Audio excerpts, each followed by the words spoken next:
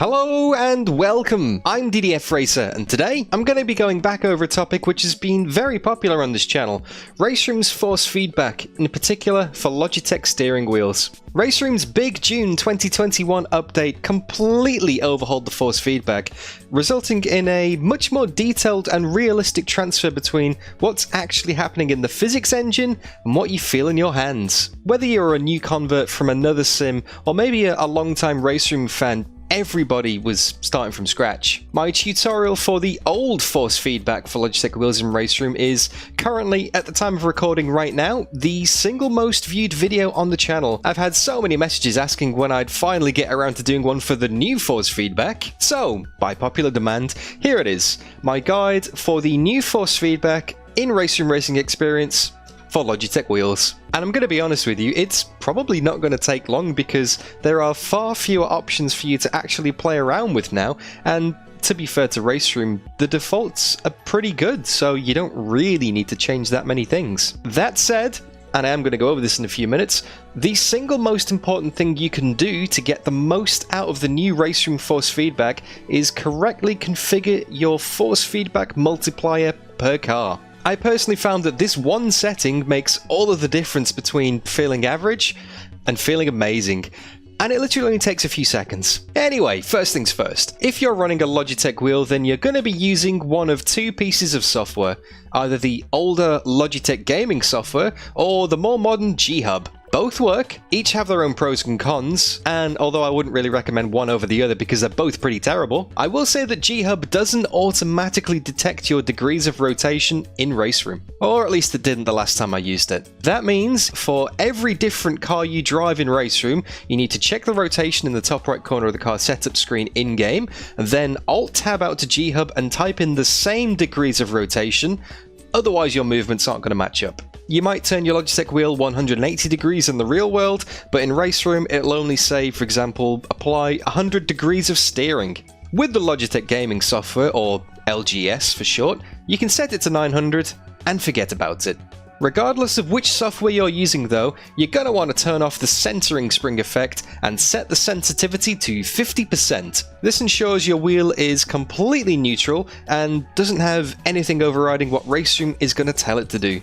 Easy. So let's fire up RaceRoom and get those settings dialed in. From the main menu, you want to click on this little cog icon on the top right of the screen and then head over to the Controls tab. You have 4 pages to choose from, and we're going to go through these one by one very quickly, just to make sure everything's set up correctly.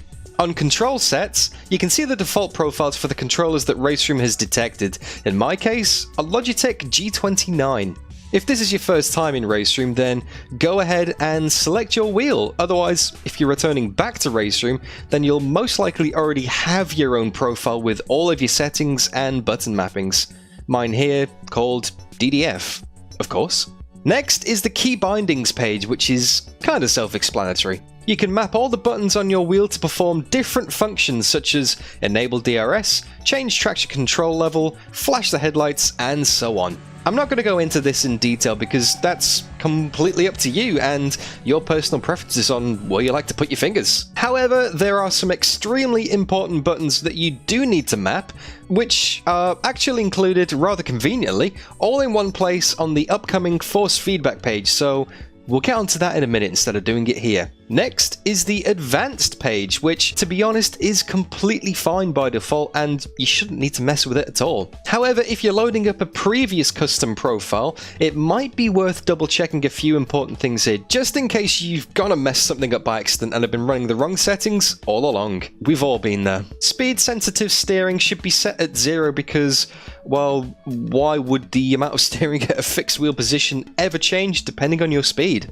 And the same for steering dead zone as well, 0. Otherwise you'll have a notch right in the middle where your steering wheel just doesn't do anything. Now these next ones for the throttle, brake and clutch dead zones are completely dependent on your setup. I'm running a set of Fanatec V3 pedals, but I know that many of you guys watching will probably be using the pedals that come with your Logitech wheel, and over time, because of the Logitech potentiometers, they may start to flicker or may not reach 100%. You can double check against the input meters on the top of the screen here to see what data RaceRoom is actually receiving from your hardware and then dial in the dead zone sliders to suit. Pro tip, you can skip leg day if you have load cell pedals by reducing the upper brake dead zone. Steering sensitivity should always be at 50, but your pedal sensitivity settings are personal preference. I personally run everything at 50, which gives me a 1-to-1 ratio between my physical inputs and what happens with your virtual car. But if you're struggling with being too heavy on the throttle or brakes, then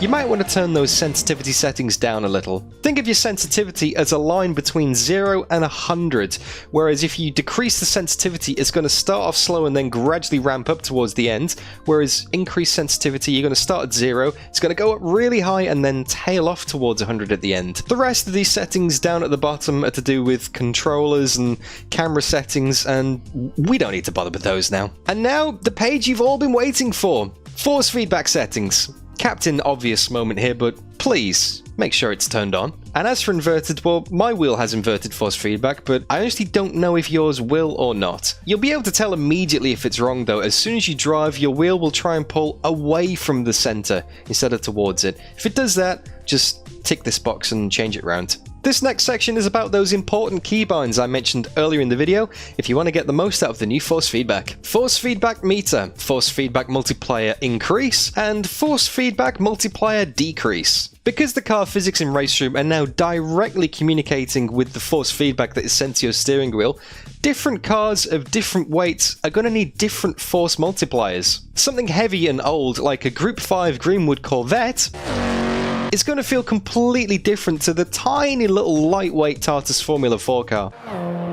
These keybinds let you change that multiplier in real time whilst driving. Very important, so make sure you map these controls right now and remember what they are, as you're going to need them very shortly when you get out on track. For Logitech wheels, the strength should be at 100. Any wheel that delivers under 10 Nm of force should be at 100 actually. For reference, the G29 only puts out 2.1 Nm of force feedback, and even the beefiest version of the brand new Fanatec CSL direct drive wheel, which should be turning up in a few weeks by the way, can't wait for that, is only putting out 8 Nm as well. The linearity setting is used to squash more out of the smaller details into the upper end of the force feedback. As I just mentioned, Logitech gear doesn't put out much force, so those finer nuances might get a little bit lost. Reducing the linearity effectively squashes the force feedback from the bottom up, and the graph on the top right corner of the screen actually does a great job of visualizing that. Now, RaceRoom recommends less than 70% linearity for the amount of Newton meters force we're dealing with. However, I found that made the steering wheel too heavy and without detail in the middle of the corners, almost a little bit washed out through excessive force, so I'm running that at 90%. You might feel that that's too weak and lacking in information, so have a play around and see what suits you best. For me though, I found that 90% worked best, but like I said, it's completely up to you. Play around, give it a go, see what you like. Minimum force is another setting that's used to bring out the smaller details on less powerful gear by raising the force for the smallest of bumps that the force feedback can transmit to your wheel. RaceRoom recommends 3%, but I found that 5% works better for me, as I can feel the flat spots and the bumps on the track much more easily, especially with the increased linearity I'm running where some of those smaller details may not be as present normally. Maximum force, not to be confused with strength, should always be set at 100 for Logitech wheels. This setting literally flattens everything beyond a certain point and introduces clipping into the force feedback, which is everything you want to try and avoid. Perhaps on a high-end direct drive wheel, you might want to dial this down as a safety measure to avoid a sudden freak spike of force that might break your wrists. Okay, maybe I'm exaggerating a little bit, but for a Logitech G29 or similar, yeah, it's never going to happen. Stationary friction is only felt when the car is either very slow or completely stopped. Basically, you'll only feel this in the pits, on the grid, or at the Melco hairpin at Macau. I personally just leave this setting at default at 50. Now, the next three immersion settings are what you might call flavor enhancers, or the MSG of the sim racing world. Food purists will argue that you don't need it. Put the MSG back in the cupboard, the food tastes fine as it is, but let's be honest. We all love a little sprinkle of monosodium glutamate, and we all know how delicious it can taste, even if we'll never publicly admit it for fear of being shamed.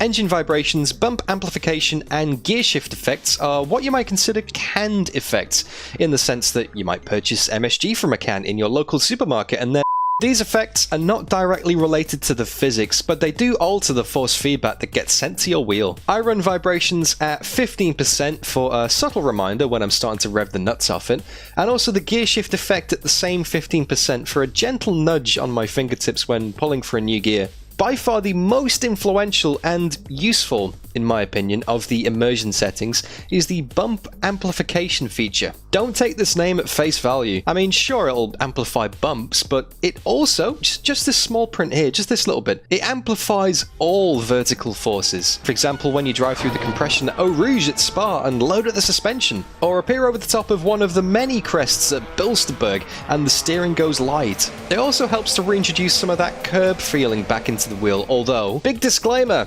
not all curbs vibrate. If you're driving over the curbs in RaceRoom and you're not feeling anything, please try and avoid immediately jumping to the conclusion that the force feedback is broken and the curbs don't work.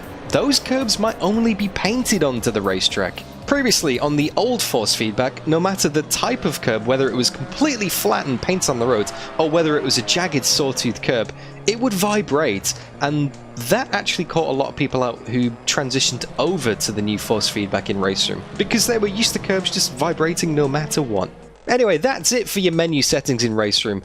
Let's go and fire up a session, let's get driving, and let's go and set up that force feedback multiplier. First things first is to turn on the force feedback graph that you've just set in your keybinds and go drive. Now, it's important to remember that this multiplier is saved per car in RaceRoom.